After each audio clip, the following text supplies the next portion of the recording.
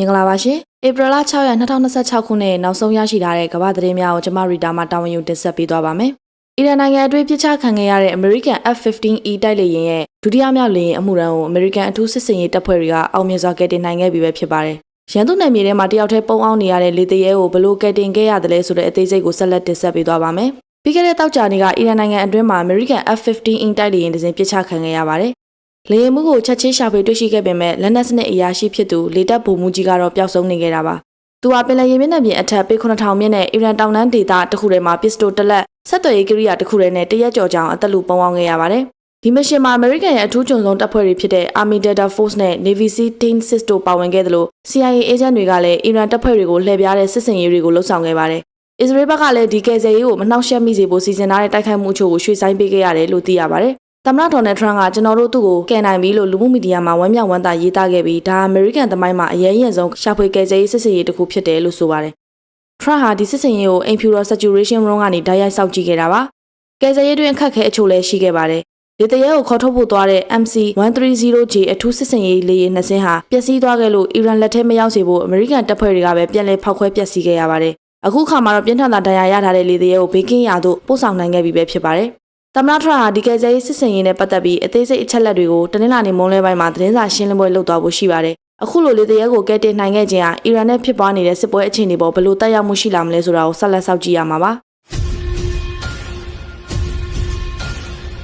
American သမ္မတဒေါ်နယ်ထရန့်ဟာအီရန်နိုင်ငံပေါ်စစ်ရေးအရပြင်းထန်သောသတိပေးချက်ကိုထပ်မံထုတ်ပြန်လိုက်ပါတယ်။အီရန်အနေနဲ့ Hormuz ရေလက်ကြားကိုလာမယ့်အင်္ဂါနေ့နောက်ဆုံးထားပြီးပြန်မဖွင့်ပေးဘူးဆိုရင်အီရန်ရဲ့အခြေခံအဆောက်အအုံတွေကိုဖျက်ဆီးပစ်မယ်လို့ထရန့်ကချင်းချောက်လိုက်တာပါ။မူလကဧပြီလ6ရက်နေ့တနင်္လာနေ့မှာကုန်ဆုံးရမယ့်နောက်ဆုံးရက်ကိုထရန့်ကအင်္ဂါနေ့ည8နာရီအထိထပ်မံတိုးမြှင့်လိုက်တာဖြစ်ပါတယ်။အီရန်ဆိုရဘက်ကတော့ထရန့်ရဲ့ဂျာတတန်ကိုအကူအညီမဲ့ပြီးမိုင်းမဲတဲ့လုပ်ရအဖြစ်ပယ်ချလိုက်ပါတယ်။အီရန်ဗဟိုစစ်ဌာနချုပ်ကဗိုလ်ချုပ်ကြီးအလီယာယာဘာဒီကထရန့်အတွက်ငရဲတကားတွေပွင့်လာလိမ့်မယ်လို့တုံ့ပြန်ခဲ့တယ်လို့အီရန်သမ္မတရုံးကလည်းစစ်ပွဲကြောင့်ပျက်စီးဆုံးရှုံးမှုတွေအတွက်ရော်ကြေးရမှသာရေလက်ကြားကိုပြန်ဖွင့်ပေးမယ်လို့တင်ခံထားပါတယ်။ဒီချင်းချောက်မှုဟာအီရန်နယ်မြေအတွင်းပြစ်ချခံခဲ့ရတဲ့ American F-15 တိုက်လေယာဉ်ရဲ့ဒုတိယမြောက်လေယာဉ်အမှုရန်ကိုအောင်မြင်စွာကယ်တင်နိုင်ခဲ့ပြီးတဲ့နောက်မှာထွက်ပေါ်လာတာပါ။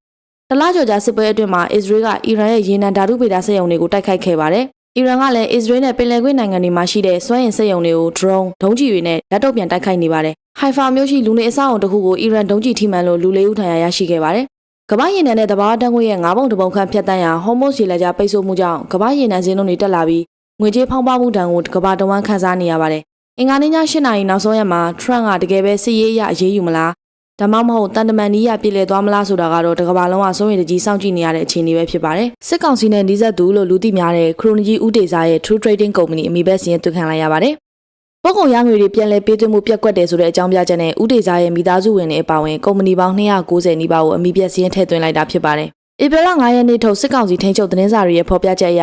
True Trading Company Limited နဲ့အတူဒရိုက်တာဖဲဝင်တွေအဖြစ်တဲ့ဦးဒေစာ၎င်းရဲ့အကိုဦးတီဟာတာဖြစ်သူဦးပြည့်ဖြိုးဒေစာတို့အပါအဝင်လူပုဂ္ဂိုလ်9ဦးကိုအမည်ပြစီရင်သွင်းလိုက်တာပါ။စစ်ကောင်စီရဲ့သတ်မှတ်ချက်အရပို့ကုန်ကုမ္ပဏီတွေဟာအာရှနိုင်ငံတွေကိုကုန်တင်ပို့ရင်ရက်ပေါင်း30အတွင်းအခြားနိုင်ငံတွေကိုတင်ပို့ရင်ရက်ပေါင်း60အတွင်းပို့ကုန်ရငွေတွေကိုပြည်တွင်းဘဏ်စည်းနဲ့မပြတ်မကွက်ပြန်လဲထည့်သွင်းရမှာဖြစ်ပါတယ်။ဒါပေမဲ့ဦးဒေစာရဲ့ကုမ္ပဏီအပါအဝင်ကုမ္ပဏီပေါင်း288ခုဟာ2021ခုကနေပြီးတော့2025ခုနှစ်မတ်လအထိတင်ပို့ခဲ့တဲ့ပို့ကုန်ရငွေတွေကိုပြန်လည်ဝင်ရောက်ဖို့ပြက်ကွက်ခဲ့တယ်လို့ဆိုပါတယ်။အခုလိုအမည်ပြစင်းသွင်းခံခဲ့ရတဲ့အတွက်အဆိုပါကုမ္ပဏီတွေနဲ့လူပုဂ္ဂိုလ်တွေဟာမြန်မာပြည်အဝင်ထွက်တားဆီးခံရနိုင်တယ်လို့နိုင်ငံခြားသုံးငွေစီမံခန့်ခွဲမှုဥပဒေအရတစ်နှစ်ထက်မပိုတဲ့ထောင်ဒဏ်ဒါမှမဟုတ်ငွေဒဏ်တွေပါချမှတ်ခံရနိုင်တယ်လို့စစ်ကောင်စီဘက်ကသတိပေးထားပါတယ်။တကယ်တော့ဦးဒေစာရဲ့ထူးကုမ္ပဏီအုပ်စုဟာစစ်တပ်အတွက်ဗန်နာငွေနဲ့စစ်လက်နက်ပစ္စည်းတွေထောက်ပံ့ပေးနေတဲ့အဓိကကုမ္ပဏီကြီးတစ်ခုအဖြစ်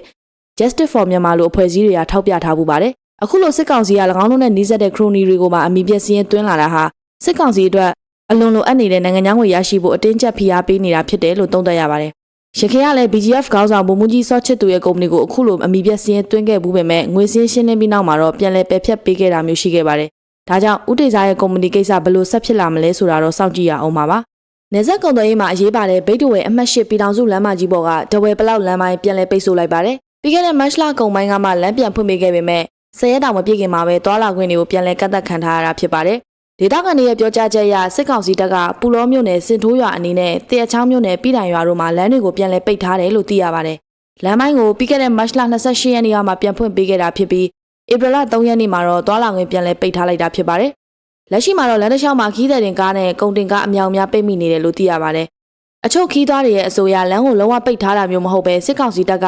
ပိတ်လိုက်ဖွင့်လိုက်နဲ့အချိန်မရွေးကန့်သက်တာမျိုးတွေလှုပ်ဆောင်နေတယ်လို့ဆိုပါတယ်။ဒီလိုလမ်းမိုင်းပြန်ပိတ်ရတဲ့အဓိကအကြောင်းရင်းကတော့ဝင်းဝစခန်းအနီးကစစ်ရေးအခြေအနေကြောင့်ဖြစ်နိုင်တယ်လို့ယူဆရပါတယ်။အဆိုပါဝင်းဝစခန်းကို KNL ပူးပေါင်းတပ်တွေကမတ်လ17ရက်နေ့မှာတိုက်ခိုက်သိမ်းယူခဲ့ပေမဲ့မတ်လ31ရက်နေ့မှာတော့စစ်ကောင်စီဘက်က